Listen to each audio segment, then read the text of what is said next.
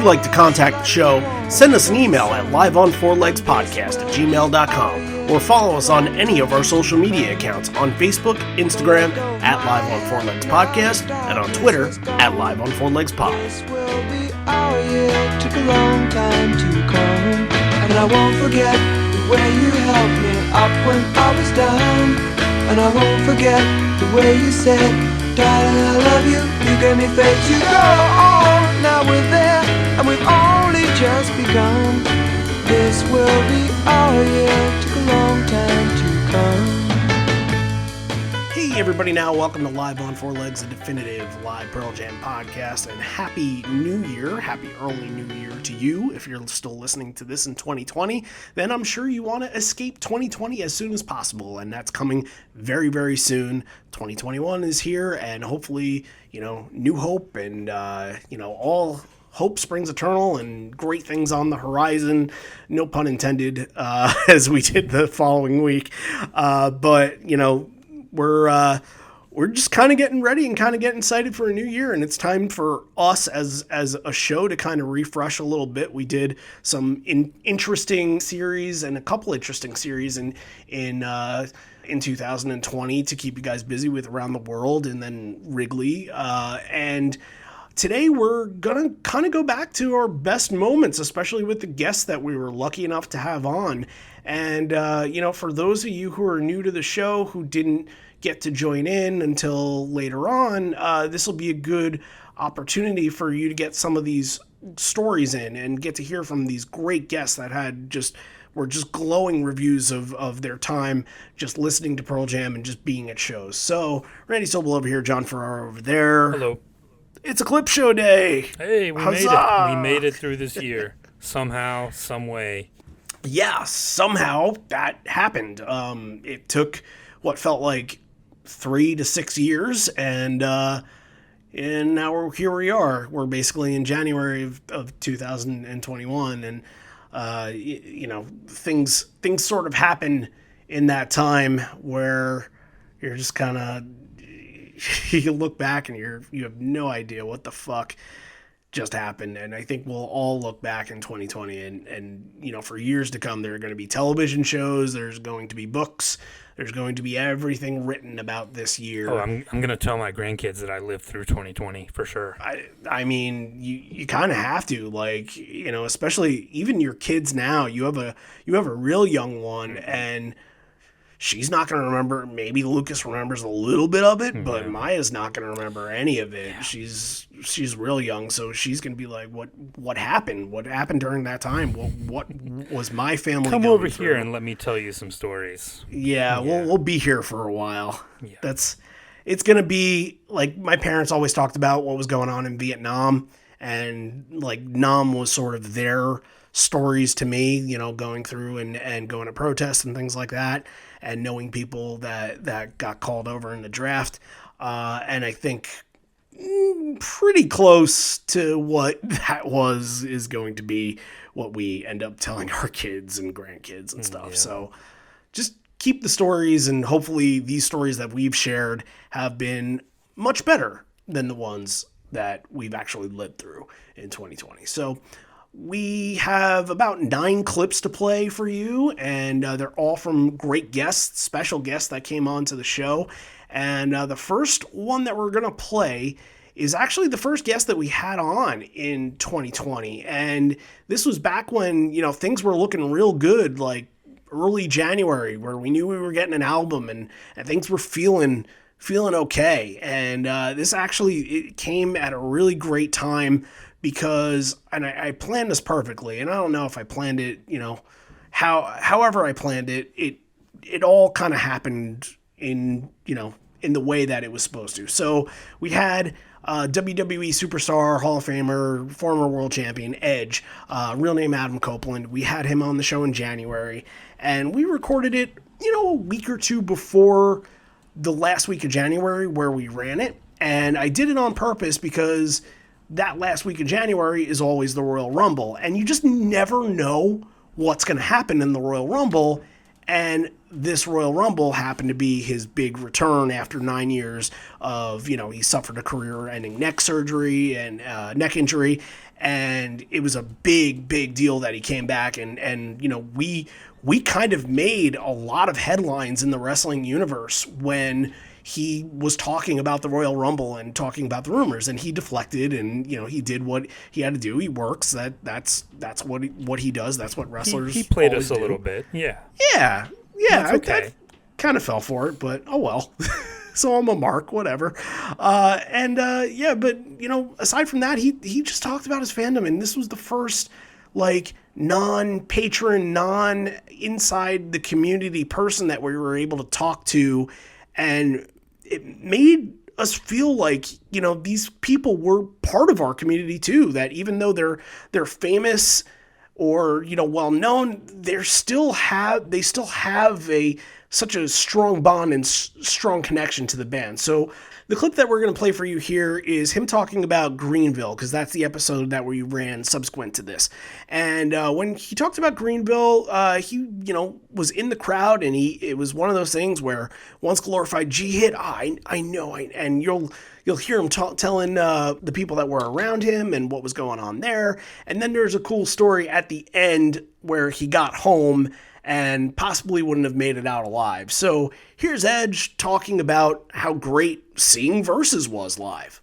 So here's my story with the Greenville show where they played Versus, and they got to Glorified G, and I went, oh man, oh, they're going to do this. They're going to. So I went by myself. I just went, I got to go down to the show. It's an hour away. I'm going.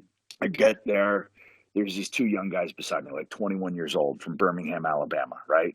Oh, we've never seen Pearl Jam, man. We've heard live and Even Flow. And I'm like, okay, well, great. You're here. That's awesome. You're going to be hooked, dude. Don't worry. So they get to Glorified G, and now I'm hitting these kids, and I'm going, guys, you don't understand what's happening. Teeth clenched. And these poor kids are like, oh, okay, sir. Yeah, it's a really good concert. I was like, yes, but you don't understand the significance of this. And I'm so stoked at this point. And these poor guys are just going, oh my God, this guy's insane, but he's really into this. But by the end of the show, man, they were up on their feet. They were, just totally into it, like the rest of the audience. And, and I talked to them after, I was like, so they were like, well, that won't be our last show. And yeah, that's, you see them and you go, okay, the fact that they still, put on such an amazing show and such a great, set list after that. But you're right. It was at the end of Daughter and going into Glorified G. And that's when I started hitting those kids. and that's when I was like, this is happening. Why is it happening here? I'm not going to complain. It's happening here. And I think that was that, like you said, it was such a loose feel. And like you said, they knew what they had up their sleeve and what it would do, to the core audience, which I think for a Pearl Jam show is still probably 80%. You probably have 20% of the, oh yeah, Pearl Jam. They're yeah, okay, I remember them. And it's probably somebody like us that tells them they got to go or something. You know what I mean? Yeah. And that's one thing that I really appreciate about Pearl Jam is because it is mostly people like us who really appreciate when something like that is happening and then can hit our neighbors and say, this is happening. And what was so cool for me is, I didn't tent out. It was none of those things because I was at home and taking care of stuff and everything. And I was like, okay, I'm going to the show now. And I just hopped in my pickup and I drove down to Greenville and I got there and just, I went by myself. But that's what I love about a Pearl Jam show. I can go by myself. And you can feel like you're around 100 different people that, yeah. 10,000 friends. And you'll start having conversations and you'll connect on Pearl Jam, but then realize in talking to this community, oh yeah, we're all very like-minded. Otherwise we wouldn't be here. Right. We wouldn't appreciate this band the way we do. So I went and went to the show blown away. I'm driving home. It's late. The girls are in bed when I get home. It's like, I don't know, 3 o'clock in the morning or something. I don't stay up that late, like ever. I'm in bed by 10. So I'm tired or whatever, but I get in, I'm closing up shop, and I hear this huge thud. And we have bear-proof cans for a reason. So I go out and I'm like, sure enough, it's a bear, and it's trying to get into our bear-proof can. So, man, all right, go on, get out of here, go on. And I'm standing beside my truck at this point, just a few feet from our front steps, and the mood just changed. I don't know how else to explain it. And I look, and about maybe 30 feet to my right, 3 other bears come walking up our cement. Oh no! Because we live on a mountain, right? So you can't see it until they crest up and they're on the driveway. You see like their eyes glowing or something like that, right? Yep. And I'm like, there's 2 cubs and there's 2 big ones. This is not good. So I slowly back up, and I'm thinking to myself, this is an insane night. Like I can't even process all of this. I've just drove down to Greenville by myself. Pearl Jam played Versus for the first time ever, and I may get mauled by a family of bears. But you know what? I'm going to go out pretty happy. All things considered. Say that on your obituary. I'm thinking about it. It's like as the bear's about to chew my face off, man, but at least I saw them do Versus. On your obituary, it's going to say 11-time WWE champion, Hall of Famer, and saw Versus minutes before he got mauled by a bear. Yes, just flayed by bears. And you know what? Eventually that story would get out and they'd write a song about it. Oh, yes. There would be tribute shows. The Vitality Foundation would, all benefits to Adam and hashtag, justice for Adam for bears. And oh yeah, there'd be a ukulele song about fuck the bears. So Edge was really our first guest of that kind of stature, and it kind of got us to thinking like, okay, we can do this. We can get more people that are well known to come on the show and, sort of get us a little bit more visible within different communities. And thankfully we had 8 other guests that came on the show that did just that this year.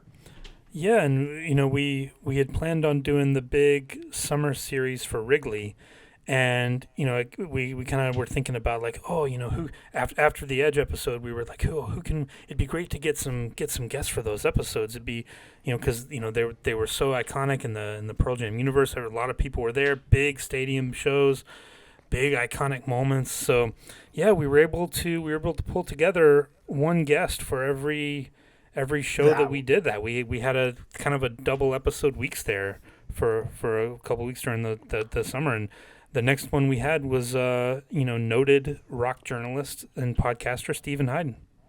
I just want to say, even though we've had so many great things that's happened on this podcast this year, which is amazing that we can say that because of how shit 2020 was, I absolutely will go back to these Wrigley shows and just think so fondly of them. And it feels like it feels like a lifetime ago that they happened, and we did all 5 of them all in 1 month. And it was one of the biggest cram sessions that we had to do from, recording. I think we got on schedule to record a guest every Thursday and then record an episode every Sunday, and to find time to edit and research in between those was a challenge, and we got through it. We had 11 episodes just dedicated to Wrigley. So if that's stuff that you're interested in, go back and definitely listen to those, because the Wrigley shows are obviously, they're some of the best, most memorable moments in the last 10 years of Pearl Jam. So and we did those fan mail episodes too. Don't forget about those. We absolutely. They're involved. All the letters that everyone sent in, like those were fantastic. Everybody sent in such great stories.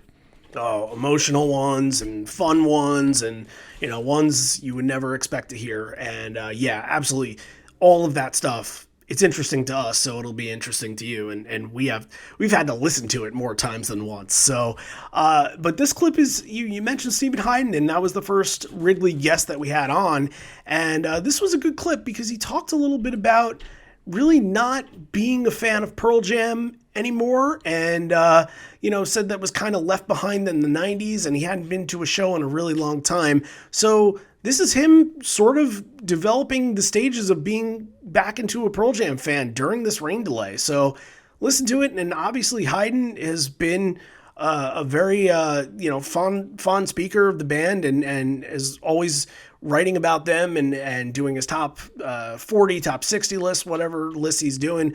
And it's great that he got back to that point, especially at such a memorable moment like this. So here's Stephen Hyden hanging out at Wrigley during the rain delay.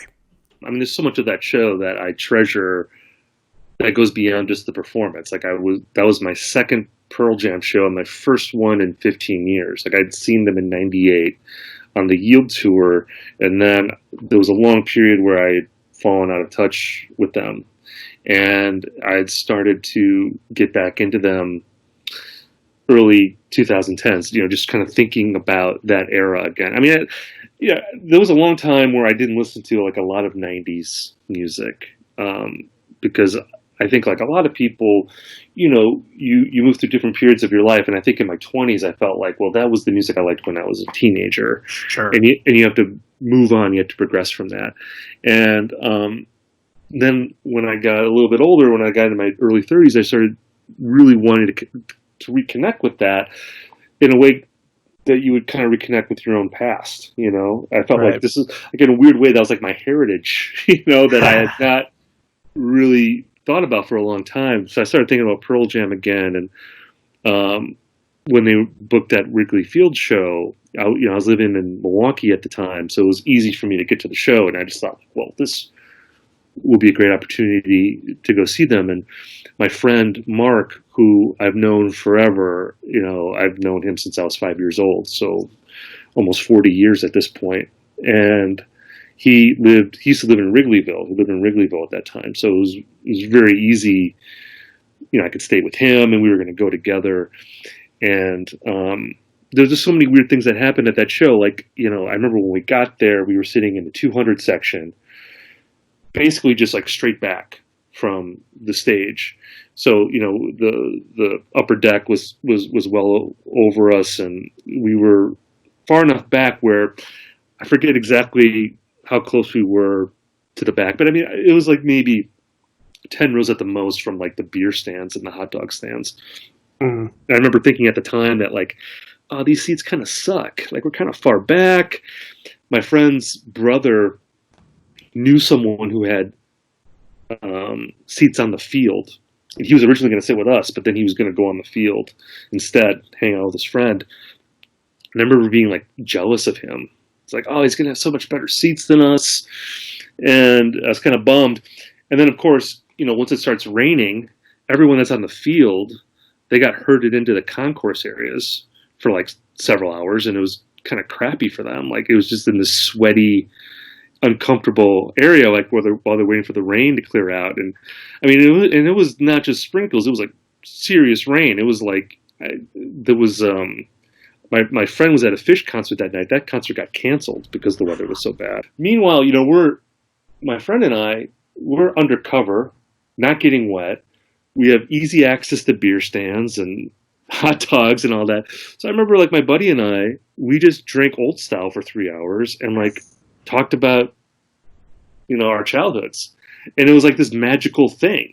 And then Pearl Jam comes out at midnight and just plays, for 2 hours, and it was great. And it was like a really magical night. And I think, I don't know, like if I had been on the field, it would have been way worse. I remember there was a woman standing maybe 3 or 4 rows in front of my buddy and I.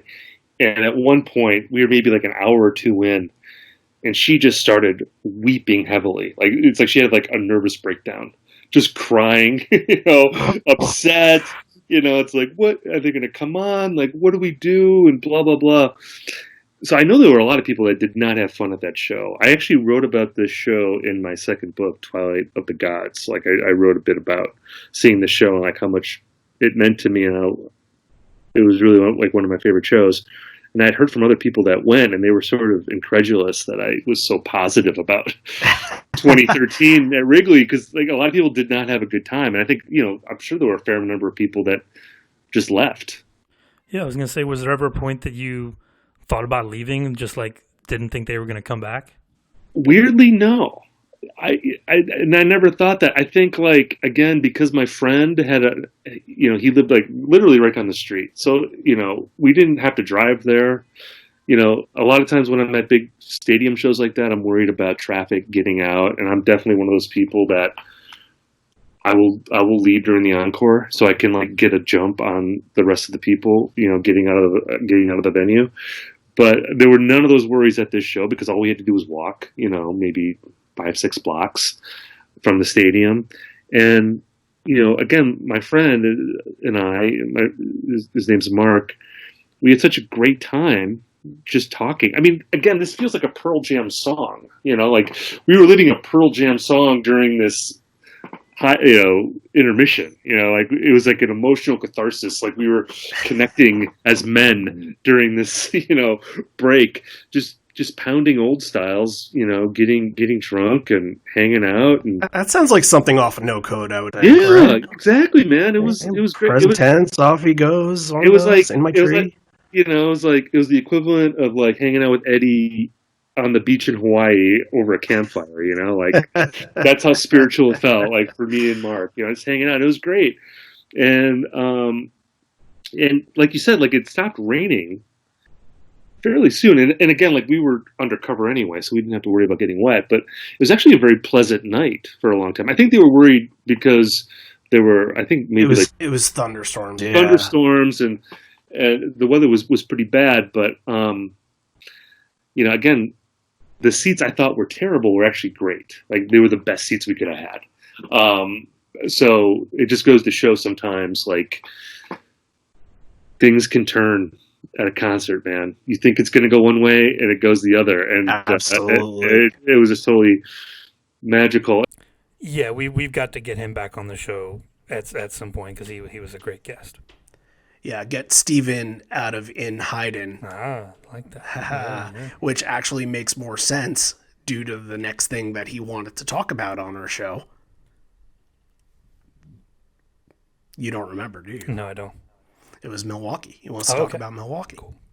So, yeah, that should be great. I can't wait to have him on again. And a lot of these other guests we can always hopefully go back to and get their, whenever we get a tour or something like that, get their stories. And, we have this rapport with them now, and it'll be really good. And one of the great stories that we have, and one of the great stories that in Pearl Jam fan lore is from Dr. John Evans. And he kind of he blew up and had this escalated popularity this year because of a photo that circulated with him wearing a mask and it basically in the hospital and wearing a Pearl Jam shirt under his scrubs. Yeah, I mean that was back in June. We were obviously in the thick of it, the whole COVID thing. And, we didn't know we'd still be going through it in December, obviously, But Dr. John had some great stories.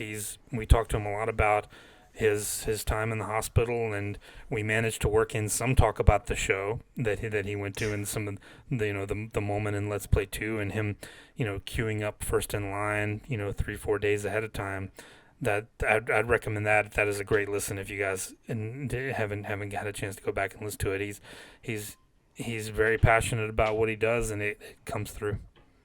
Absolutely. And, like I said, this is the fan moment that, you wouldn't, you would dream of this, but, you wouldn't ever expect it in a million years. He's first online. They interview him for a documentary, and then he's right in the middle of, right in Ed's eyesight, and obviously they get sight of what had been talked about, and they make a very emotional tribute. So here's his reaction to when they played Release at night one in 2016? However they did it, whatever conversations took place between, Tim Donnelly, Danny Clinch, and Eddie Vedder, and the band, the guys, to have release, be a part of the set list. However that took place, it just culminated in that moment, that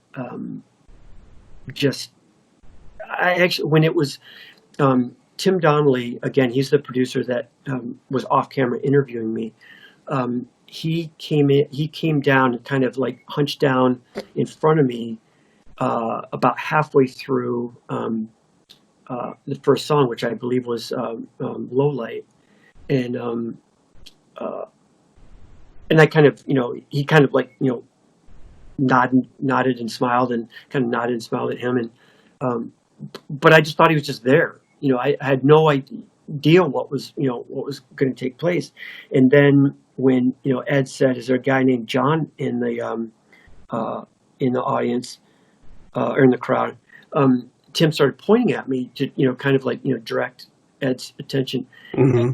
And none of it registered. The whole, I'm looking around for like, oh, who's John? And there's lots of Johns here. John over. I was the other John in this conversation was behind first baseline, but yeah. So, and then but Tim's pointing directly. He's his hand is 6 inches in front of me, pointing at me, and I'm thinking, well, who's he pointing at? It was just one of those things that was just it was just not registering. And then when Ed kind of walked over and started, kind of talking to me and pointing, then it all hit. And then it was like, just like, I mean, I don't have the words for it now. It was just, I'm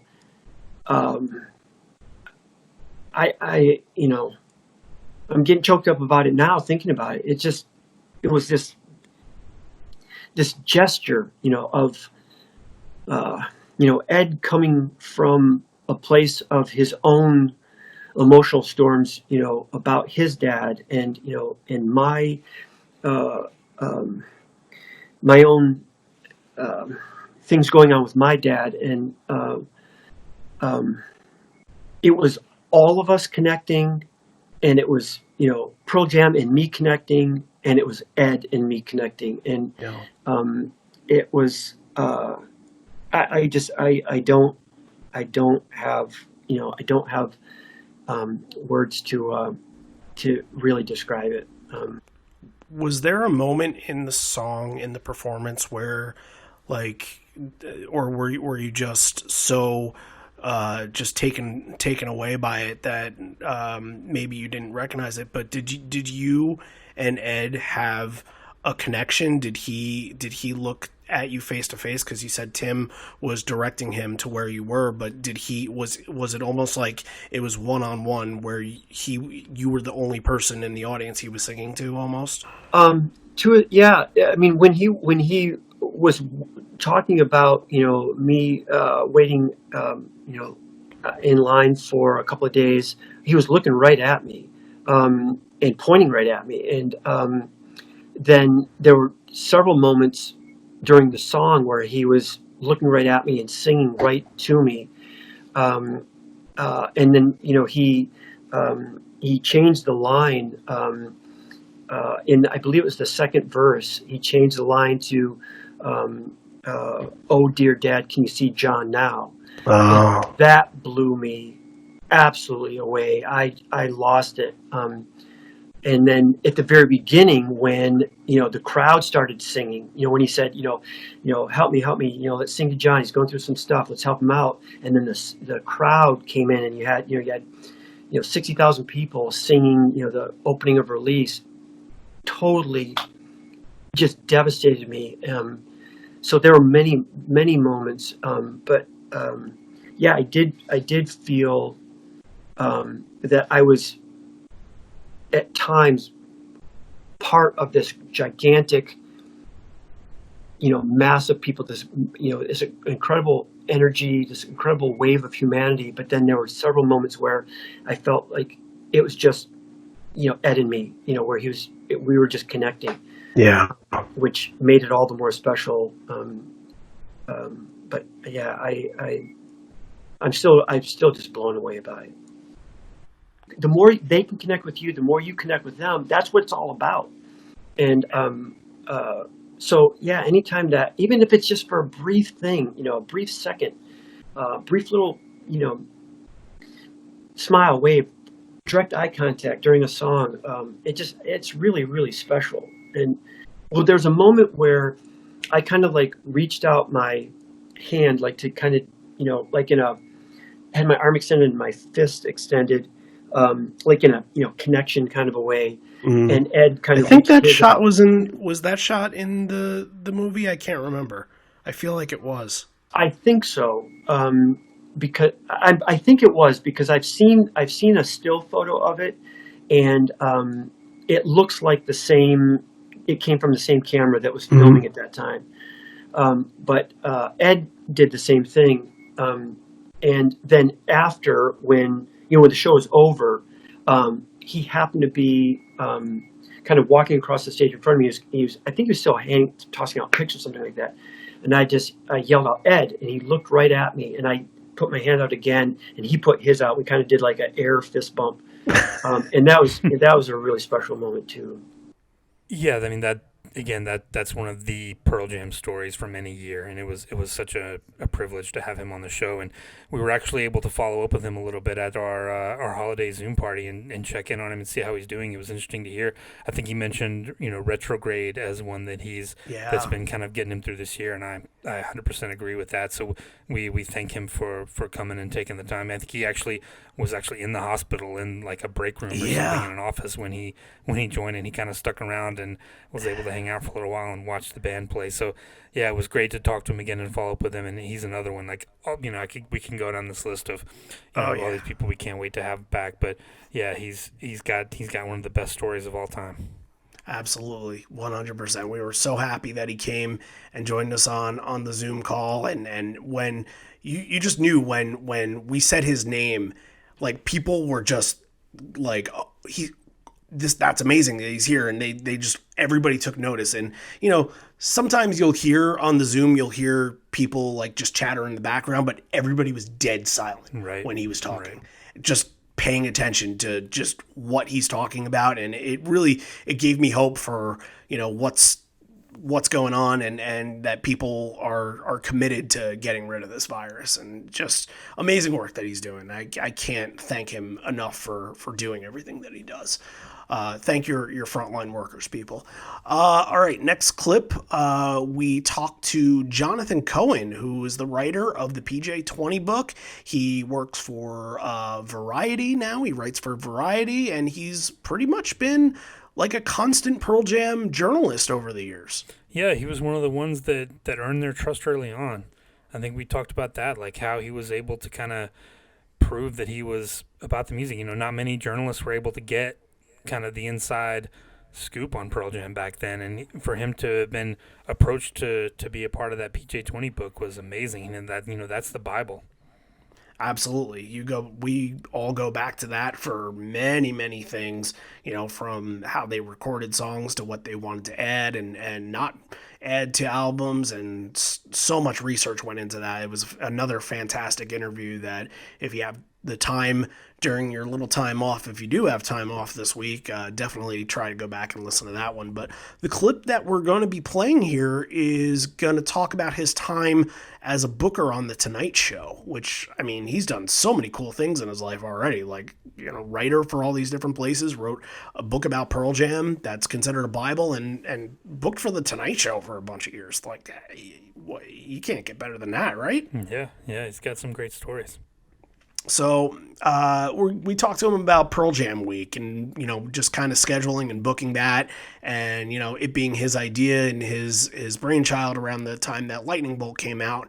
And we get to hear the story about how Cornell was approached to play Footsteps with the Avett Brothers, and how important that was for him to do that. And what we know now, obviously, it's way more important that we have that as a part of our history. But also, this kind of went under the radar, and I was trying to get this passed around and be like, guys, this is important. This is an important story that we could have had a big moment that never was from this week. There was supposed to be a really, really big guest that was supposed to join on Pearl Jam week that didn't. So I'm not going to give it up right now, because if you don't know, then you should know. And I'm going to let the man mention himself. Here's Jonathan Cohen talking about The Tonight Show. I worked on the show for 6 years, and I really tried not to let my own personal music taste interfere too much in the bookings. But once in a while, I was lucky enough to have the opportunity to do something like this, where, you know, I could indulge my love of a particular band and put something really special together. So, yeah, you mentioned the lineup, and you know, in retrospect, not that it wasn't special at the time, but the Chris Cornell performance, I think, takes on a lot of added gravitas after the fact, because this was also sort of a full circle moment for him. Performing Footsteps, which existed in a different form on the Temple of the Dog record. Times of Trouble, of course. Exactly. Chris had never played the Pearl Jam version before, and to do it with the Avett Brothers added something really, really unique to it as well. And, you know, I think the significance was not lost on Chris that day. He and I did a separate interview, which I believe is still on YouTube, just kind of talking about his memories of even hearing the Pearl Jam version of Times of Trouble for the first time and being kind of bewildered, like, wait a minute, we already recorded that song and now there's a different song. And to, you know, I guess 21 years later, to have him perform it, I don't know. It was just really, really, really wonderful. And I look back on that as truly one of the more special moments of my time on the show. That performance is fantastic. If anybody out there hasn't listened to that performance, I mean, obviously, you know, since the 3 years since Chris has passed it, it means so much more now. But yeah, go out and find it on YouTube, and I'm sure we'll post it over the week on social media. But was there, and I'm curious as to some of the other acts there. Were there acts that you had specifically in mind for this, and did you let them come up with their own idea for what songs they wanted to perform, or were you saying, hey, let's kind of keep it to the hits, or how did that all go down? Yeah, so, you know, Footsteps and Chris, that was just sort of like the fan in me thinking, wouldn't this be amazing if he would consider playing this particular song because of the long backstory and significance. Robin Pecknold from Fleet Foxes chose Corduroy. That was the one that he wanted to do. And Dierks Bentley wanted to do Alive. That was, if I recall correctly, his favorite Pearl Jam song. And to have Mike join him for it kind of, you know, brought it all home. I will tell you guys, and I'm not sure I've ever really shared this detail before, but Bruce Springsteen was confirmed to participate that week. Oh my! Wow. Unfortunately, he was not able to for personal reasons, but there was a short period of time there where, you know, you could probably picture me jumping up and down in my office thinking about what that possibly would have been like. So we can only dream, but he was going to do it until you know, some things came up that prevented him from being able to do so. But just a little fun fact there for the listeners. Did it get to the point where he had picked a song? Yeah. Yeah, I was going to ask that. He had not picked a song yet. Oh. So the mystery is even more deep in that respect. Yeah. We'll never know what it may have been. Well, we'll just have to get Bruce on the show and just ask him. Yes, go for it. But is there something that you were thinking in your head, like, if I were to ask Bruce any Pearl Jam song, and obviously you would let Bruce pick his own thing. It's Bruce. He'll do it, and it'll be fantastic. But was there one that you were really hoping that would work for him? Well, I was kind of thinking Better Man because he had played it before. Mm-hmm. So that seemed sort of like the logical one. And, it started to become a little bit of a dream of like, well, listen, if he would do that, maybe Ed would join him. And then, boy, we really have something out of this world at that point. But I didn't want to get ahead of myself, and I'm kind of glad that I didn't because, as I mentioned, it didn't come to fruition. So, no harm done there. But it's sure fun speculating now after the fact what it could have been. Like you said, Jonathan Cohen has done so much, and being able to follow the band and get the stories from the band firsthand like that, and be a part of all this. Like, one of the stories we left out was him, drinking tequila shots with Ed while listening to Super Blood Wolf Moon.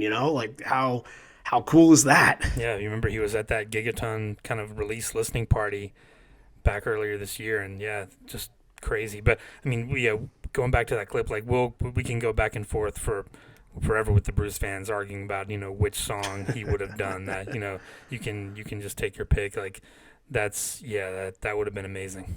So the next one, this is the last from the Wrigley series that we did. We did 4 guests for the first 4 episodes, and then the last week we did the fan mail that we mentioned before. So the last one with guests that we had was with Rob Bleetstein and Bob Kraus. And Rob Bleetstein, obviously the Rob from Sirius Radio, and Bob Kraus he's a resident of Wrigleyville, and it was actually really good to talk to him and kind of get the sense of what was going on surrounding the ballpark and surrounding the team and the band, especially in 2016 when the team was on an all-time high, and then later won the World Series, and what it was like to he did like a Real World House of Wrigley or something like that. You remember that? I do. Mm-hmm. So the clip we're going to play for you, though, is about how during the rain delay, we're back to the rain delay here in 2013, Rob didn't know if he had to be on call. So he kind of was in a state of mind during the first set that he didn't know if he was going to be able to go back on the radio. And it's interesting to see how that all turned out. So let's hear from Rob and hear his little story about this Wrigley rain delay.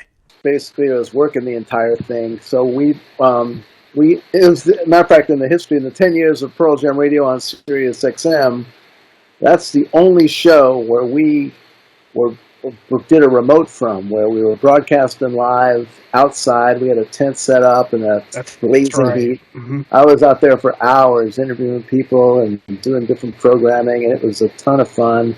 And we weren't allowed to broadcast the show, but we did the post thing. I put a Chicago special together to play while we were seeing the show, and then we were all set up to do a post show in the upstairs. There was going to be a big after party, and we were set up to broadcast from that after party as a post show. So that went hell. But my whole experience with that first Wrigley was, after doing the post thing, it was like I was exhausted, I was starving, and I had like 15 minutes before they came on, like the most.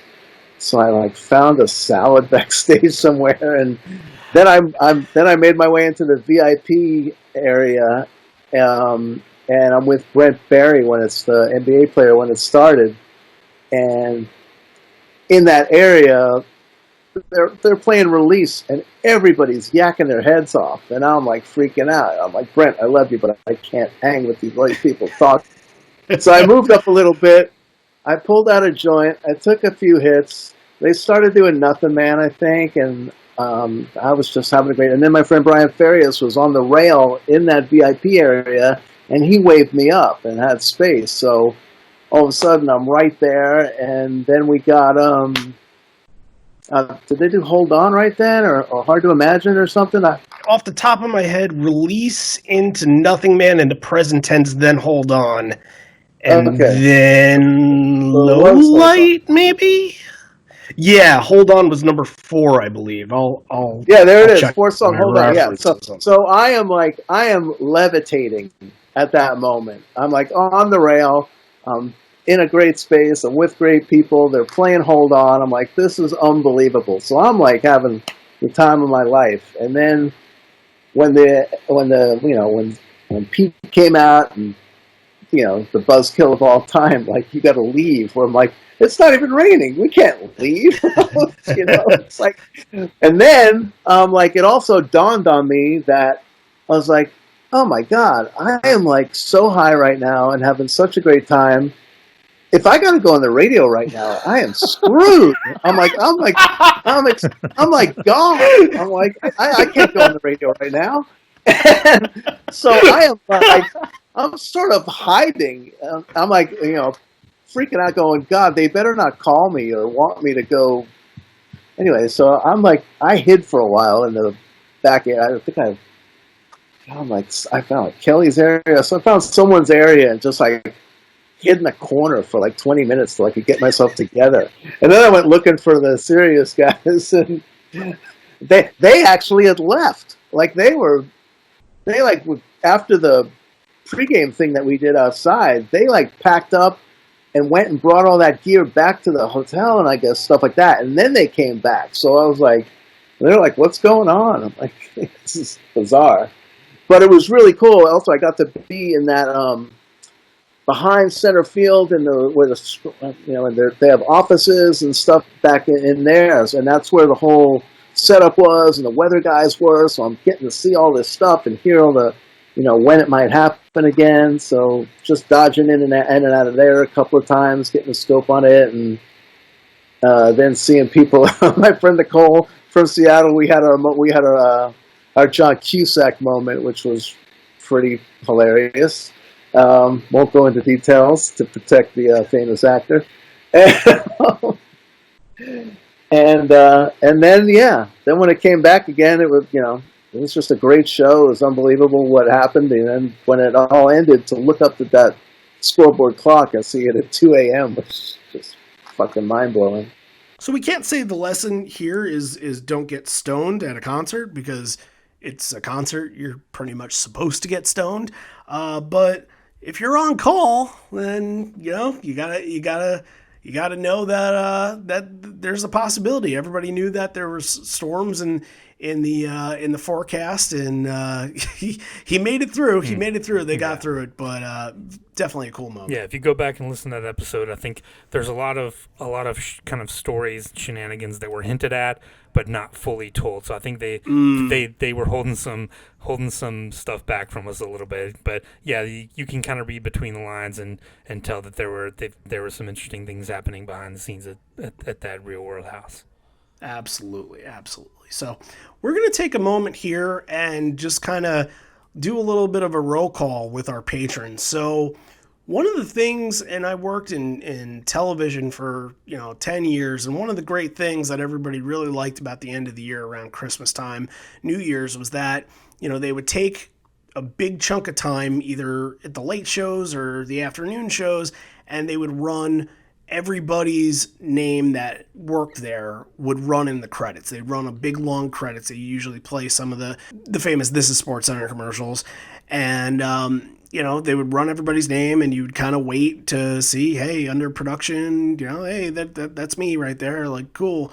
And I think it's important that we just kind of give a nod to everybody that's helped us out through this past year, because I was going back and I was just looking to see how we kind of started this year, and it's amazing to think that we had less than 20 people donating to us, and now we're nearly at 80. So that's just absolutely unbelievable, the growth, and we can't thank you guys enough. So we just we're gonna name everybody off right here that has donated to us in 2020. Starting off, Aurelian Moreau, Bradley Piasecki, Patrick Bogle, Eddie Quintana, Jason Corbin, G. Golly MM, Adrian Peterson, Brian Anderson, Michael Keating, Chris Everett, Curtis Haynes, David James, Deborah McMurtry, Dylan Sumter, Emil Mansour, Glenn Bobby, Jed Garfunkel, Kevin Murray, Luke Daly, Matt Behan, Sean Raskus, Mike Packard, Craig Peterson, Ryan Morgan, Matt Servideo, Marty Higgins, Brandon Palomo, Jacob Chamberlain, Frank Stoley, Dave Jantausch, Dukes Wooters, Drew Vipond, Clay Davis, Paul Mariniuk, Dan Greenberg, Matt Schulfer, Chris Pullman, Gabe Spees, Brock Miller, Randy Morgan. Tom Gregory, Matt Thompson, David Ritter, Julia Feller, Kirk Walton, Jeremy Curtis, Javier Hervis, Danny King, Casey Gioeli, Mark Leese. Gabby Mokenhaupt, Craig Kieser, Jeff Zeba, Vanessa Ausmus, John Cartmel, Jenny Ray, Steve McCallum, Shannon McGooey, Aris Lambropoulos, Michael Johnson. Carl Stabenow, Matt Helbig, David Ruthman, Craig Smith, Chris Riddle, Randy Cross, Joey Goodsir, Joe Hoffer, Ryan Frank, Andrew Kerr. Jameen Peterman, Hillary Wood, Andrew Taylor, Jenny G, Justin Wilson, Greg Schwab, Anita Stelmasiuk, Mary Weber. Thank you guys so much. Thank you very much. And also, we're going to thank right here the folks that aren't currently on our Patreon but did donate to us in 2020. Thank you very much. You guys are just as special as anybody else. Thank you to Kirk Kilberg, Daniel Summerall, David Egan, Tom Van Hemert, Sylvia Davidson, Dan Osborne, Dan Apollo, Claire Millar, Jared Jackson, and Alex Turetchin. Absolutely. Thank you guys so much. Yeah, we were just blown away. Like that was a long list of names, and we continue to be blown away every month at you guys and the support that we get. So from the bottom of our hearts, thank you. Thank you all so much. Yes. And take this time out to, just mention we are and have changed our Patreon tiers. We have come up with a new leg called the Horizon leg, and that is all going towards our Concert Chronology website that we're building. And we're hoping to really build some great stuff with that and kind of build off of what both Five Horizons and 2 Feet Thick had built such great things for the world of Pearl Jam. Definitely. Yeah, it's going to be so much fun working on that and seeing it kind of progress and come to fruition, and all the people we just read are instrumental in that, in building that support, and we can't say it enough. Thank you guys so much. Absolutely. And we right now over at Patreon, the newest thing, I think the Bridge School solo Eddie shows on Bridge School is coming out pretty soon. But right now, if you were into the Pearl Jam Deprogram stuff, the Deprogram Championship Edition, we actually have a second edition called the Trash Episode, where we take everything that was dumped into the trash. Like, I don't want to spoil it for you guys because maybe you didn't listen to it yet, but there are some key quality songs that didn't make it into even the discussion round that we went and we redrafted or repicked, and we made another top 10 for that, and our goal was to determine King of the Trash. And yeah, I think we came up with a special name for it. You'll have to go and listen, but yeah. So it's great. Trash Episode, and not to say that those songs are trash, but that's what ended up happening to them. So if you want to check that out and any other episodes, contribute to the show, patreon.com/liveandfourlegs, search Live and Four Legs on the Patreon app. And we thank you all, everybody, equally, from the patrons that have donated to the people that have tuned in every week, regardless. The ones that have been in touch with us and the ones that haven't. You guys have been instrumental for us doing all this and being able to talk about all these great stories that we have been. So once again, thank you to every single person that's been involved with this. So the next story that we have for you, the next clip we're going to play is great because it actually kind of spurned from Twitter, and we knew that we wanted Kenny Mayne to come on our show, and I knew I could make it happen, and I just needed to figure out like what the best way to go about it was, and I wasn't sure like what kind of content we were going to get. Then one day I saw Kenny respond to something, like just a fan just saying, "Hey, what's your favorite Pearl Jam moment?" And he said, "Well, the time that I went to Benaroya and got tickets out of the back of a van." I'm like, "Oh, that's a pretty good way to start an episode." So here's Kenny basically talking about exactly that, how he got to be at fucking Benaroya. I was in Seattle. This is about 2003-ish, 4-ish, one or the other. And this is back in the period where I was doing these pretend football stories all the time. We would like make up a silly the countdown ones. countdown. Yeah, I remember one of them because I knew when I was working at ESPN, I had seen one of the guys that you had used. Yes, I had seen him around. Yeah, that's exactly the story. So we got this guy named Max Kim, super nice guy. He's into British metal. If you ever do a British metal show, you can bring him. So he's from South Korea, and one night I'm doing SportsCenter. We were planning what our next week's story was, and we were been kicking around. We should do like a fake player, like the old, what was it, Sid Finch? The old yep. things. Right. And Max is on the floor, and I said, "Max, you ever been to Seattle?" He's like, "No." Like I would definitely go to Seattle. He's all excited, So we tell the bosses, we tell his bosses, here's what we're trying to pull off. Call the Seahawks. Would you let us do this crazy story? And they rolled out the red carpet. Holmgren was the coach at the time. We had a fake press conference. People can look it up. If his name we gave him was Kim Il-zong, Kimil, last name Zong, ward number 129. And the joke was that he plays all 22 positions. They signed him for $1 billion because they want to win now. They made a whole spectacle of it for us. Let him on the field during practice. I just remember him punting the ball with the cigarette in his mouth. Yeah, he did that. He walked through the tires also with the cigarette. So that's the first year. The second year we come back, and it's the next season. We're like, well, let's do that Kim Il-zong story again. That was funny the last time. This time we were going to pretend that he kind of let the Seahawks down. He kind of lied about his talent, and he really couldn't play any positions. So the first time, Jeff Ament was in the story pretending this guy's so awesome he might even take Ed's spot in Pearl Jam. There's nothing he can't do, right? Second year, this is by sheer coincidence. Because we kind of made the trip in a hurry.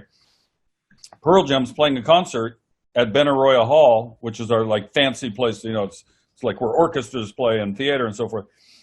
Pavarotti would play there, that kind of place, right? So we are driving right by that place. So we look out, it says Pearl Jam sold out. So we jump out of the car. Immediately we got something to shoot, right? Like now he can't even get into a Pearl Jam show. We played that trick. But we have no intention of going to the concert because we're supposed to go to the basketball game. The Sonics had a preseason game that night. So Brent Barry is a guy that we come up to and say, hey, can you give us a couple lines for this fake story we're doing? And he does a great job on the court. It's pregame for this NBA game. And he says, hey, what are you doing tonight? I said, what do you mean? We're at your game. And he's like, do you want to go to Pearl Jam instead? I was like, hell yeah, we'll go to Pearl Jam. So he said, go in the locker room, dig in my jeans for my keys, go out to the parking lot. He has like a VW bus at the time. And the tickets, he just didn't want them to go to waste, right? The tickets are right there in his console. So we leave that game. We'd already shot what we needed. And we go to probably my favorite concert, of the many, the Benaroya concert. Yeah. And so it's also probably my favorite album because they made an album of that I bumped into at a flea market in Fremont. So I have that as well. It's just on vinyl or on CD? CD. Oh, okay. I was about to say on vinyl, that flea market, that is a bargain right there. Yeah. No, it was on CD, but I just remember they played a Johnny Cash song. They played the first time they'd ever unveiled Man of the Hour from the movie Big Fish, which is also one of my favorite movies. There were just so many moments, and we had great seats. I mean, we were just blown away. Like, how did all that even happen? Like, how did we choose Brent Barry to be our interview subject? Could have been somebody else, right? Right. And how he was so kind, like he didn't want the tickets to go to waste, and so I've always tried to pay him back. I don't think I've done it yet, but it was a pretty cool night and a memorable concert, obviously, with everything they did that night. So that's, out of all the ultimate Pearl Jam stories, that's got to be high up there as one of just, you can't get much better than that. Like, on a night that you had no idea that the show was even happening, to grab tickets and then go, and then to know the history of it later being such a small crowd and in such an intimate venue, and then the vinyl being released, like, wow, that's special to even just be at that show. Something special. But the story behind it great too. And we should mention too, I don't want to go talk about this without mentioning his charity, the runfreely.org, Yes, the things that he's doing for the veterans and the people, the braces that they're making. It's a fantastic charity. So definitely go check out runfreely.org if you're still in the holiday giving spirit. Yes, and we thank everybody once again. There were people that contributed just for that to our Patreon to donate. We donated a little bit to them this year as well to show more support. So that actually transitions into the next story nicely, because we just said donations, and one of the other donations that we made this year was to EV Research, and Black Circle obviously came so big and blew up so big in 2020 that the night that the band was supposed to play in Toronto, everybody attached themselves to them and listened to them do their live stream, and it became sort of a almost like a monthly, every couple weeks kind of thing, where they would go on and they would perform, and it was definitely filling in the gap for a lot of Pearl Jam shows.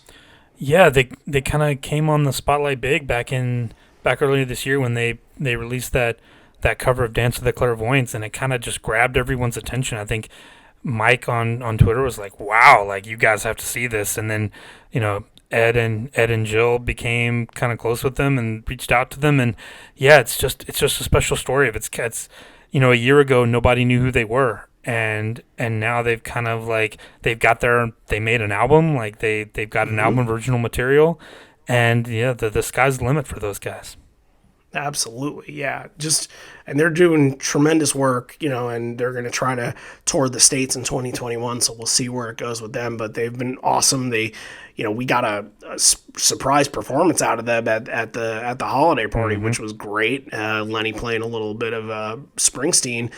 And here, this was such a great story, because that was after the first show that I mentioned, the Toronto, the one that replaced the Toronto show on that night. I think it was March 11th, supposed to be March 11th or the 18th. I can't remember which one of those dates. A lot of dates from that time are ringing a bell, but also not really connecting. So, but he said everybody got in the band after that show got a phone call from Eddie, and Ed specifically wanted to talk to Lenny and give him sort of a pep talk and mentor him. And just here's Lenny Prado talking about how surreal of a moment that was. Well, it all started when it was after Mike's Twitter message, when he shared our song on Twitter. The thing is, I sent Jill a link, because I usually, sometimes I would send her messages on Instagram, and she never responded to those messages, links to our videos, right? So she didn't respond. I think a lot of cover bands do that. So it's okay not to respond, right? It's okay. So it's just another cover band, and I'm not going to respond. I'm not going to answer. And then there was the Mike thing, and I remember sending a message like, "Hey, even Mike liked it." And then she was like, "Oh no, you guys are great." And then she answered back, and then that was just the beginning. And then I told her we were going to do a live stream. And then she said, "Well, let me know the day that you're going to do it. Just send me a message that day." And then I sent her a message the day before. Of course, I wouldn't wait for the day. So I sent her a message the day before. She didn't answer. She didn't reply. And I figured, well, she was just trying to be nice and whatever. And then 10 minutes before the live session, she sent me a message. "Hey, where's the link? We're all here. We're going to watch it." And then I told the guys, and everybody was like, "Okay, so what do we do now? They're going to watch it, right?" And after that day, the Zoe day, Eddie called us, and it was his home number, man. It was his home number. It was. And he's Jill, given it out on actually. Monkey Wrench before, so. So she was like, "Hey, is this Lenny? I got somebody here who wants to speak to you." And then that time, my legs were shaking. So it was like, I was, oh my God, my legs are shaking here. And then he started talking to us. I want to talk to everybody. And then he talked to everybody, to Sergio, to Luis, to Nick, to me, Gabriel. And then there was this moment where he said, I just want to talk to you in particular. So go somewhere, right? So I went somewhere away from the guys, and then he gave me lots of advice about music and career, and what I shouldn't do. And it's weird because I lost my dad, so I was talking to Ed, and Ed was giving me advice. It was a weird feeling, right? And I figured that he was talking to me like an older brother, like, hey, I've been there, I've been through all of this, and if you want to be successful, if you want people to hear your music, you got to be this way. You got to be honest. Don't try and imitate. Be yourself. I know he even said, I know you're not trying to do it. You're not trying to do my voice. It's similar. I get it. So, but try to be yourself. Just not only the voice, but the lyrics as well. Speak from your heart. And it was like a very nice conversation we had. And after that, there was a video call, and then another video call, and then Christopher. I would say that he's the mastermind behind everything. He was the one who, after that first contact, he kept us in contact with them because we didn't want to be annoying. We didn't want to keep sending them messages all the time. So he just stepped up and he said, okay, I'm going to be your front man for this. I'm going to talk to Jill, and I'm going to send the shirts. Maybe they'll wear the shirts. And that's how it happened. I mean, we don't talk regularly, but every time there is a show, we make sure to send them the link, and if they have time, they watch it and they comment. Sometimes they'll call. And what she did, I mean, last time, posting the cover of our album on her Instagram and a link to our live stream, that was really unexpected. We didn't see that coming, and it was all her. It was not us. We didn't ask. It was just her.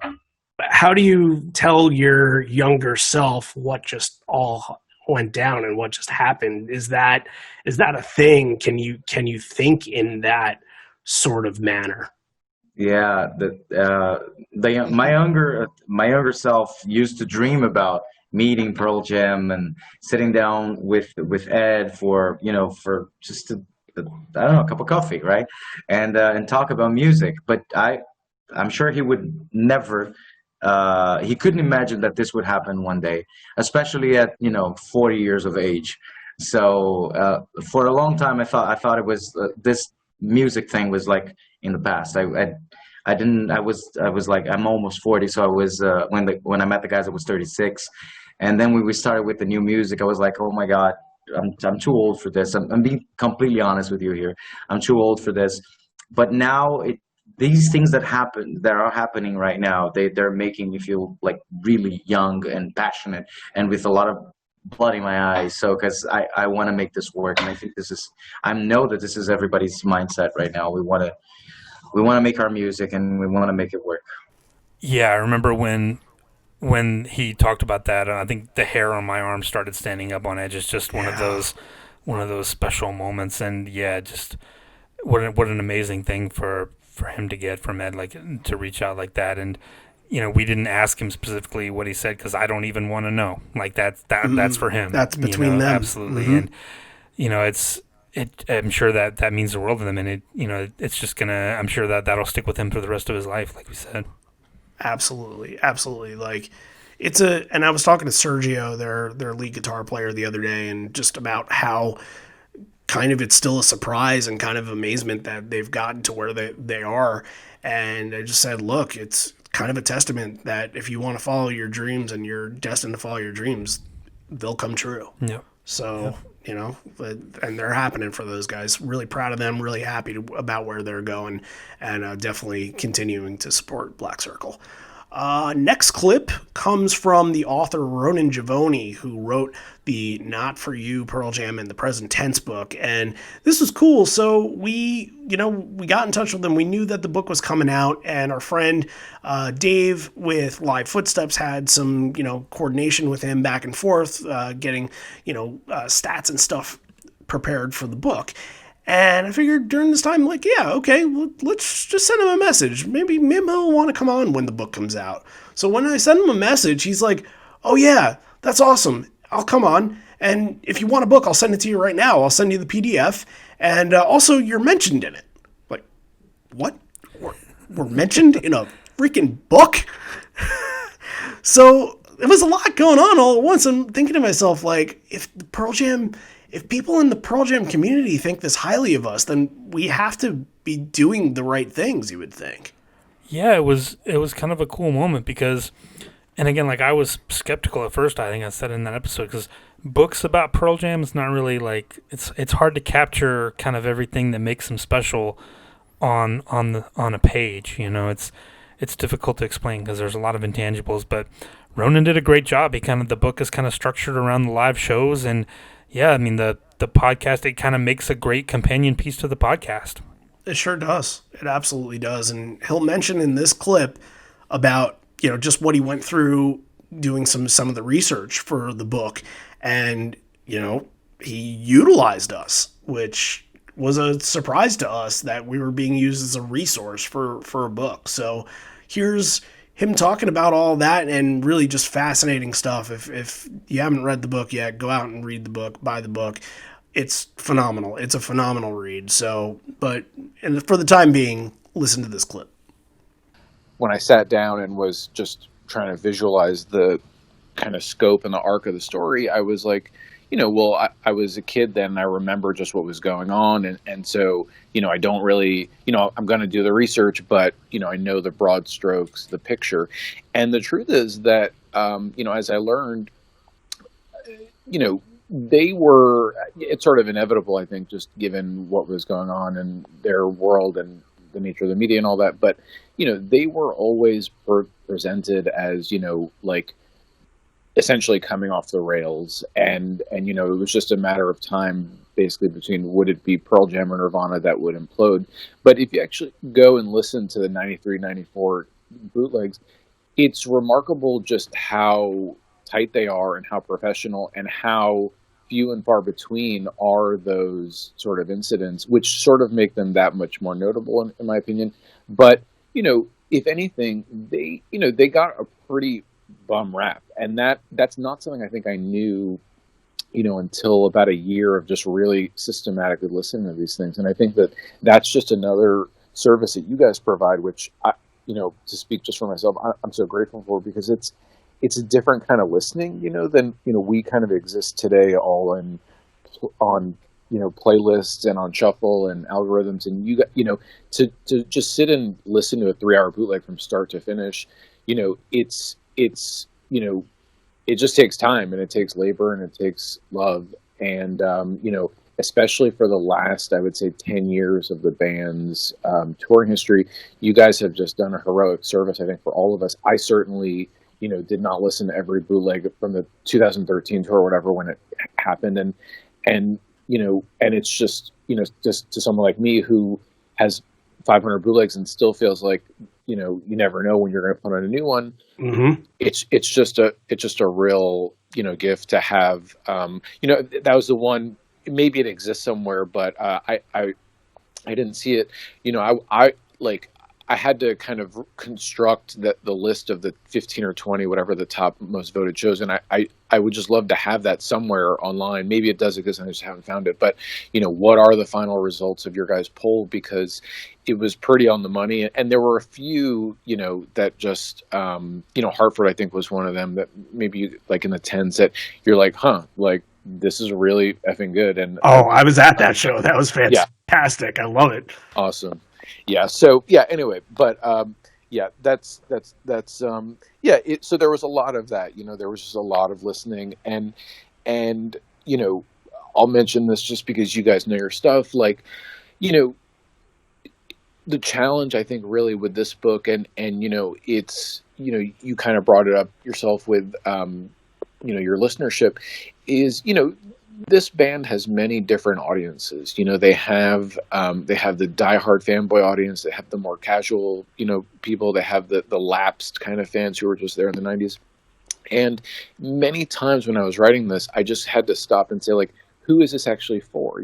At first, it was a very insider baseball kind of thing. It was, really meant to be like, almost a Deadhead kind of book that was just super in depth and super, detailed. And, at a certain point, and I can go through this with you guys, I realized that, that can be written and maybe it should be written, but their story really is so broad.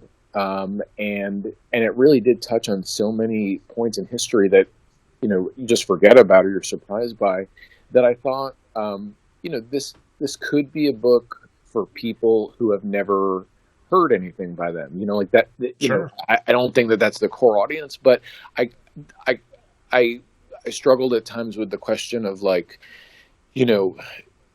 is everyone who has going to read this, like, have they heard binaural? Like, probably, but, like, what is, how do you explain that to someone who doesn't know the first thing about them? And that's really where, it just kind of changed. So we were actually thankful to have Ronan as a guest on the holiday party stream, and again, just talking about how the popularity of the book and very high reviews, a lot of people speaking very, very highly of it, and a lot of positive reaction, which is great because you don't get that a lot from the Pearl Jam universe. Yeah, and if you're in Seattle, go check out Easy Street Records. I think he said it's got a nice little front display there. But yeah, I mean, I really wanted to talk about Jawbreaker, but it just wasn't the right time. But that'll be on my other podcast. But no, yeah, having following up with Ronan was great. It was we thank him again for taking the time, and it's always great to talk to him. I really hope we can follow up with him next year when the shows come around again. Absolutely. Yeah, good voice to have on the show for sure. So this was kind of speaking. You mentioned Easy Street, and the guy that told us that his display was on at Easy Street. His name is Dukes. He's one of our patrons, and it was during one of our just random meetups that we kind of do sometimes on Zoom that we were just talking about the book, and we were talking about PJ20 and what we were going to do for it. And he mentions, hey, why don't you get the Freels to come on? And I said, hey, that would be great. How do we do that? And he sent an email, and thankfully we got both Rick and Chris, who are both incredibly nice, sweet people that were so gracious to do this. And even afterwards, we're just so thankful that we were able to give them the spotlight. Rick even said he doesn't do this sort of thing, that he doesn't go on podcasts and talk about Mike and talk about Pearl Jam, but having this and, getting to sort of celebrate and remember the 30 years was very special to them. Because really, what people don't realize is that, maybe they think, hey, the Frills were part of Shadow and Rockford and some of the other groups that Mike were in, but really, like, they've been best friends for 40 years now, something like that. And they've been a part of Mike's life for longer than Mike probably can remember, you would think. Yeah, I think they talked about like their families getting together. Like, and Mike living with them and sleeping on their couch, and so it's family. They're not just it's not a friendship. It's a brotherhood, and it was just great to hear all that, and it really got to show in some sort of light what kind of a person Mike is, and put him in such amazing light too, that he's exactly who we have always pictured him and expected him to be. So this story that we're going to play here is from talking about the Off-Ramp show, and we did a lot of coverage from the Off-Ramp on Patreon, and we did this episode as well. And they remember this stuff, and they were there, and just hearing them kind of reflect and look back on it, boy, it's good stuff. I'll just let them take it away because there's nothing much I can say to do this justice. So here's both Chris and Rick talking a little bit about the Off-Ramp, the first ever Pearl Jam show. You have to remember everything that, the timeline is such a big part. I mean, yeah. And that was the other thing with recording with Stone. It wasn't so much about the songs. I was also just sort of like, as a friend, like I was so proud of him that he had kind of risen to the occasion after Andy passing away. I mean, a lot of guys would have put their guitar in a put their guitar in a case and sort of given up for a few years. And also, I was also just very happy that he was able to get Jeff back in the mix. And I think Mike was very key to that. I'm not sure he wasn't really talking about that, but so then you get to the show, and then, you know, there's a fair amount of people. I think, like Rick said, it wasn't totally packed, but there's a good amount of people. But the people that are there know them, and there's just so much. They're there for a reason. There's so much pent-up excitement, and there's just a lot of like, we love you, we don't want you to fail, and please don't suck. You know, like, because, you know, I had just met this guy, Ed. I mean, I'd heard Mike played me a cassette of him. Before I knew what Eddie was going to sound like. But we heard the tape of him. You just weren't. No, I think he. I don't think it was called that then. No, I think he just played me alive. I think I just heard one song. Okay. Yeah. There was actually, I think, along with the myth of the Mama Son, I think there was another demo of Ed just doing his own thing on acoustic. There was, and I think that's the one that Mike played for us. I heard the one with him from our demo we did. It was just alive. And but anyway, so they come out and they do release, and it was so perfect and incredible, and Ed's voice was so perfect that, and I was telling somebody this, is just like, it kind of didn't matter what they did after that. It was they'd hit it out of the park. I mean, you kind of knew it was going to be great, and, you know, right, and obviously they did a bunch of great songs afterwards. It ended up on their first record, but just right away, that first song was so perfect and also ballsy. I mean, there weren't many bands that were coming out, kicking off their show with slow songs. I was gonna mention that, because a lot of people do that now. A lot of people do that now. We used to do that. Start that trend. Yeah, my one of the bands my brother and I had, Easy, that became Give. We would do it. My wife's band, Lazy Susan, would do it. You know, it was a bold move, you know, very brave. I mean, usually you would come out with like your most kick-ass fast song, and everybody's running around hyper and letting you know what they got. You know, they're really showing off their musical ability. You know, and they came out with that, and it was like it was a tearjerker then. And then when they did the home shows, they did it pretty early in the set, and I had kind of this flashback to that, and it was kind of a tearjerker too. It was just like, there will always be something about that song that really was perfect. You know, it was just a perfect introduction to what they were about and what his vocals were going to be capable of, you know, to me. Wow. And that's incredible that on first listen, you know, I think we talked about it because we did the off-ramp show in full coverage. And we talked about just how first bands, whenever you go on stage for the first time, you're nervous, you know, you're looking out into the crowd. There's some people, you know, some people you're trying to impress people, and you're trying to almost do too much. And, you know, play it too fast. Yeah, right. Like, all right, run out of breath. Always run on stage like, "You guys ready? Are you guys ready?" Like things like that. And it just seems like the opposite for them, almost. That sports cliche. Act like you've been there before. Right. That's what this is. Well, I think it's also coming out of the death of Andy and that whole the whole dream of getting a record deal, which even back when they got a record deal, it was still kind of unheard of to get a record deal in Seattle. And I think them coming out of that death, which was really hard and on the whole scene, because we all believed Andy was going to go places. And so I think that's probably another reason why they were coming at it from a different place and having a new singer, trying something different, you know. And, you know, Ed was totally different than anybody else in Seattle at the time. Like his approach, it almost reminded me of Michael Stipe in a way. Like his whole approach to being on stage on that first show was completely unique to what anybody else was doing in Seattle at the time, probably because he wasn't from here, you know. Yeah, I always remember when I met him at the bar, he had like a hat, and it seemed like he had like a jacket and like 2 or 3 shirts on it. And it was really funny because he kind of came on and like little by little, he just kept taking more and more clothes off. Which you have to remember too, in Seattle, it was kind of the opposite of that. I mean, everybody would come on in like shorts, and maybe right away they'd have their shirt off or like a cut-off T-shirt. I'm just thinking Chris Cornell. Chris Cornell. Yeah, exactly. It was the opposite. You would come out, you know, with very little clothing on because it was going to be hot, And so right away when I met him, he kind of struck me as a very different style of person. And it was funny. I can't remember if it was that time that I met him or the next time I met him. He looked at me and he said, "Oh, I heard about you two brothers." Like he had heard about the Friel brothers. Like he laughed. He said, "Oh, I know about the Friel brothers." Yeah. So I think Mike must have told him some of the funny, Very funny. shenanigans of living together with us.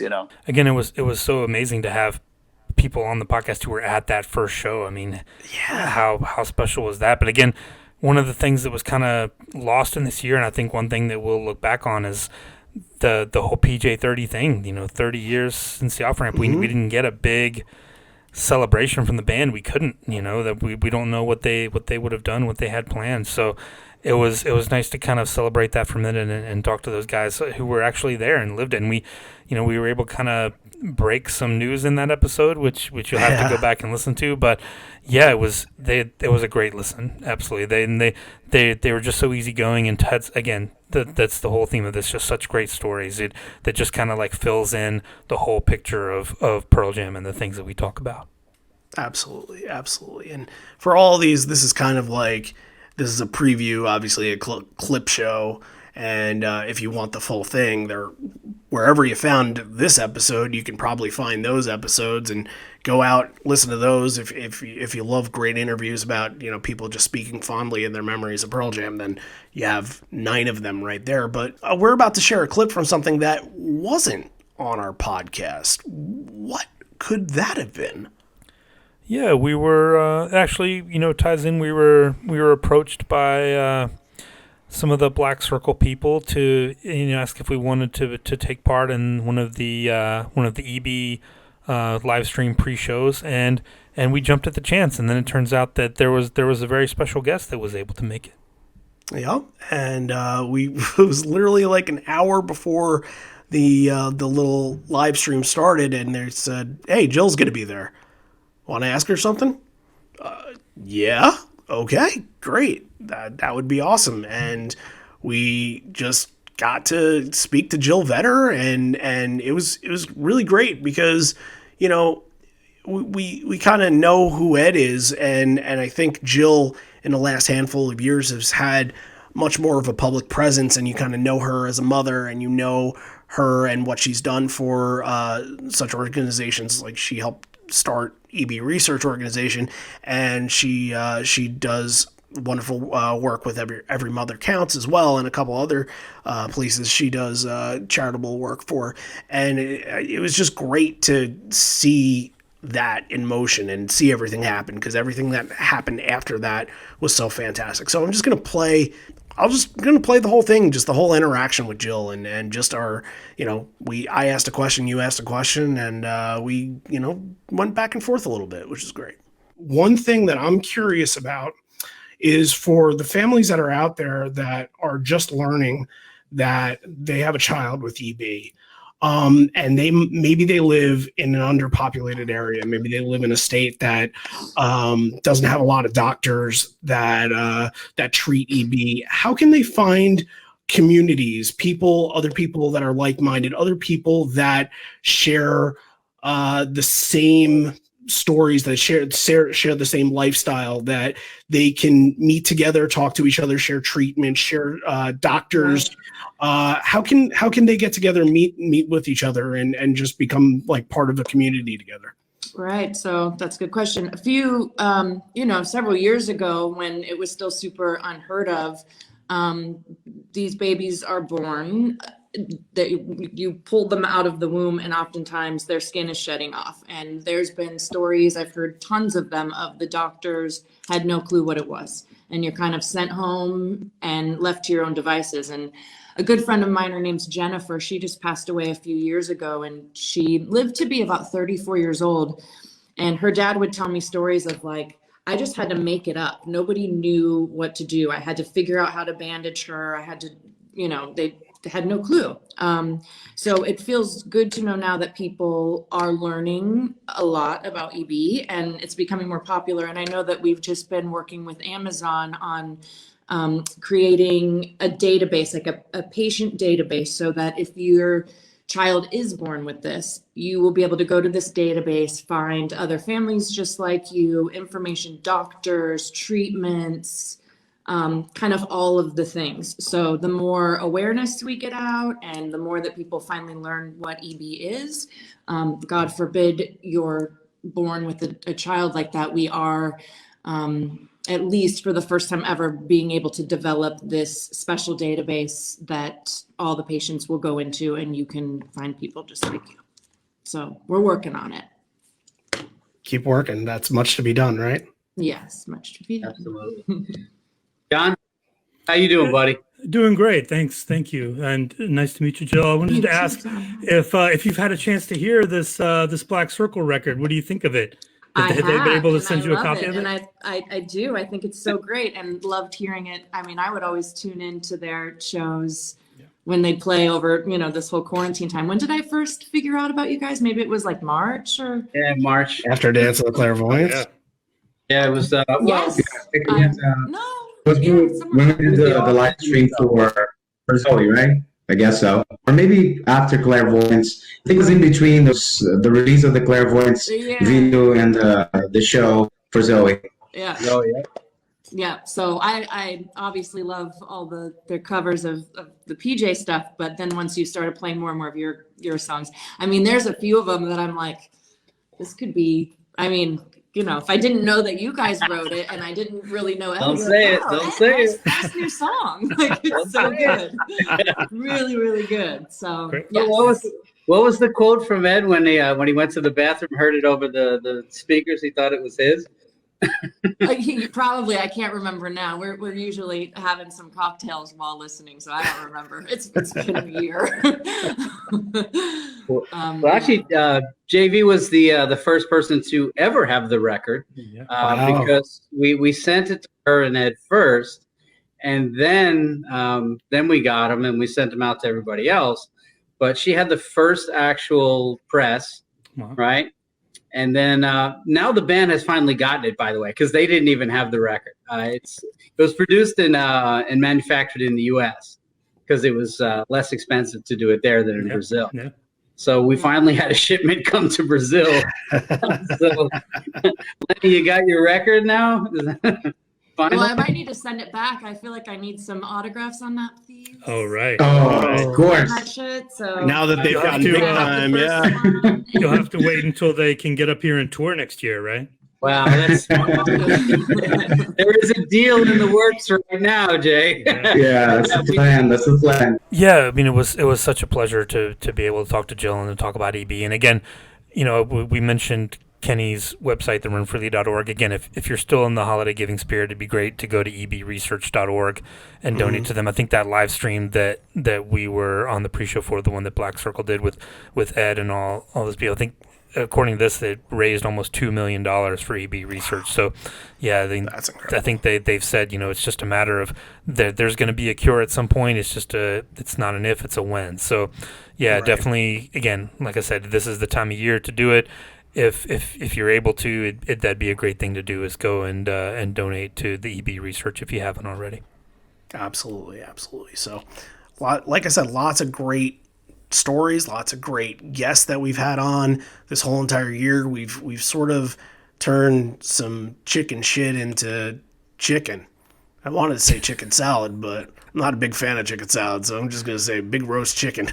All awesome stuff that really has happened in 2020 during a year that outside of this podcast hasn't been very awesome. And obviously with news cycles and just, being able to be out in public and things that could have happened and didn't happen, it all sucked. And hopefully it's all gone in 2021. And maybe we'll continue to get these guests. And, we're working on some guests for January. We're working on some guests for January, and hopefully they'll come through. And when we know, you'll know.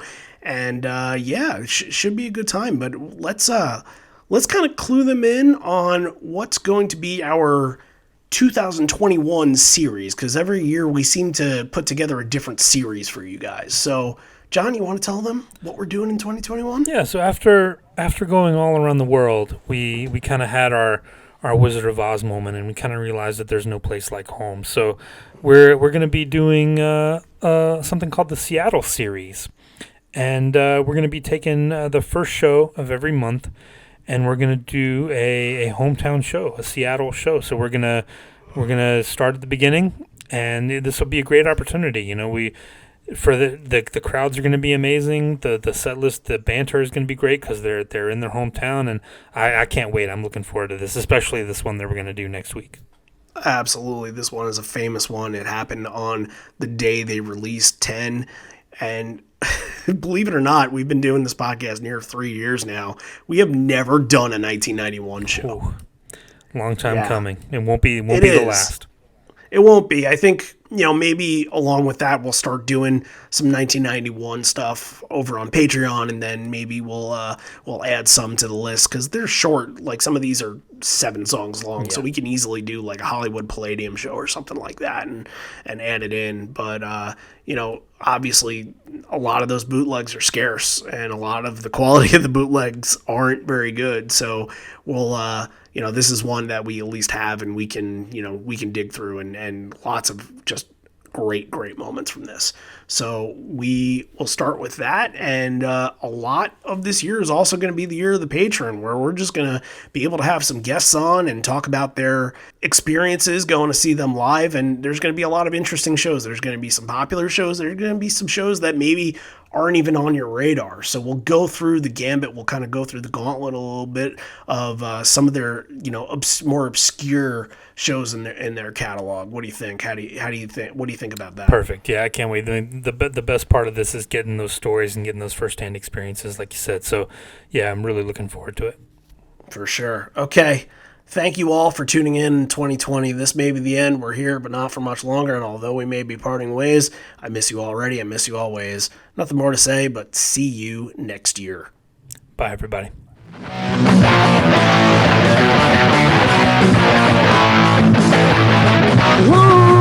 got the brain of JFK? What's the meaning? What's not? Who's out insurance? I can tell you that this is no lie. The world will be different soon. The world will be different. The world will be different soon. The world will be